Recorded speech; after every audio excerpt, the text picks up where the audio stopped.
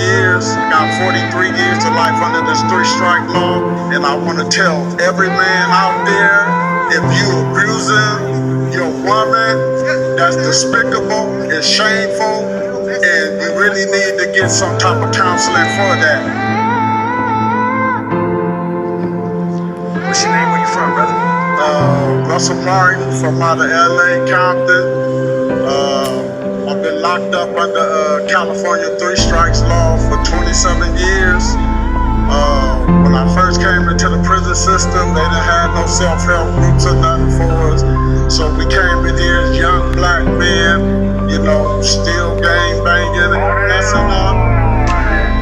Still messing up and still messing up and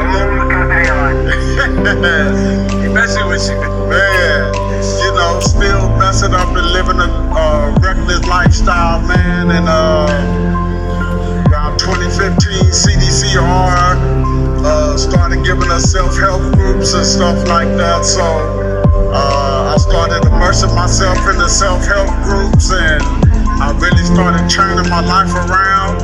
I walked away from the gang violence. I walked away from all criminal activity, and I really started getting my life together. You know, I'm in here for domestic violence, you know, and now I understand the ramifications of domestic violence, and I want to tell every man out there, if you abusing your woman, that's despicable, it's shameful, and you really need to get some type of counseling for that. You know, I didn't realize that. I was still in denial even when I was in CDCR. I denied it for a while, but after getting into them self-help groups and really applying myself and learning what really caused me to come to prison, you know, at a young age, you know what I'm saying? I was bullied as a kid, so that right there started my criminality. You know, and I just want to let guys know that, man, women ought to be cherished. You know, for me, you know, I learned that domestic violence can be physical, it can be verbal, it can be financial. You know, you can treat your women and hurt them in all kind of different ways. You know, so the fellas that's out there that got a chance out there in society, and you know you're doing these things to your woman, you need to stop, man, and treat her like the queen that she is, because all women is equal to men, and they deserve to be treated like that.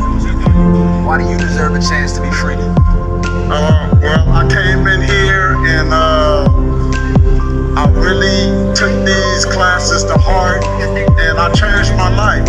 And not only that, you know, with all the new laws that's changing, AB 600 was the best one for us, you know, for somebody in my situation, because I got 43 years of life under this three-strike law. So I had like one plea agreement that was separated, and that's what caused me to be struck out. And under the AB 600, I had a chance to go back before the court. And the judge seemed like he was all with it to re-sentence me and let me go home. So my family, my wife, everybody was super happy. And then when I went back for the re-sentencing, the judge told me he didn't have jurisdiction. Which, when I filed my petition to him, the law states that the judge had their own authority to re-sentence us on their own merit. You know what I'm saying? I got a lot of correctional officers since I've been down to write letters to the DA for me, you know, requesting my re-sentence and release because they see the change in me. You know, my walk here is not a game anymore.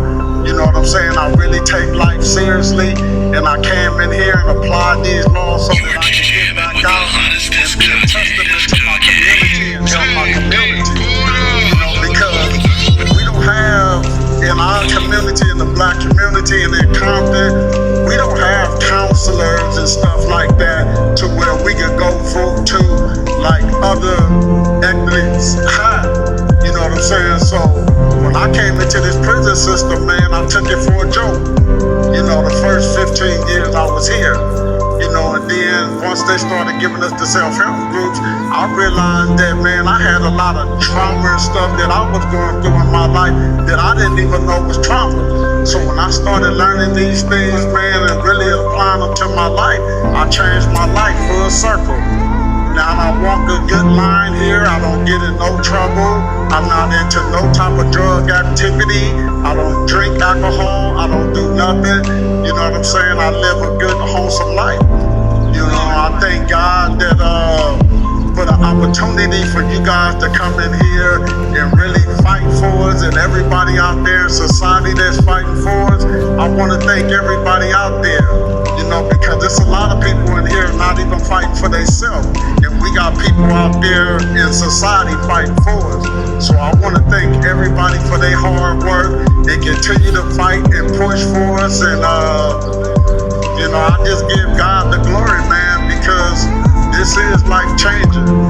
You know, 27 years, I just knew I was going home, man, you know, and sometimes it's heartbreaking, and how do you bounce back from that?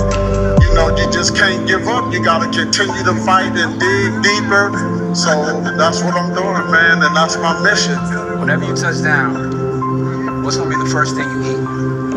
Oh, man, I don't know. I think I really want some greens and some chitlins, man. Some chitlins? Yeah, Come on, some fried chicken. Yeah, man. You know, but yeah, man, it's been a long journey, man, and it's been humbling. You know what I'm saying? And you know, truthfully, man, you know, I deserve every day I've been here. I'm not gonna downplay that, because domestic violence is serious in this world, and I used to watch programs on TV how guys were battering their wives and all this type of shit. I used to be angry and mad as fuck, and then I look at myself, you the same person. You know what I'm saying? And I wanted to change that, and I have came in here and changed it. It changed my life, and got a lot of officers tested to that. You know, so I appreciate everybody fighting for us, and continue to fight for us, and we're gonna continue to fight for ourselves Appreciate you, brother. all the time.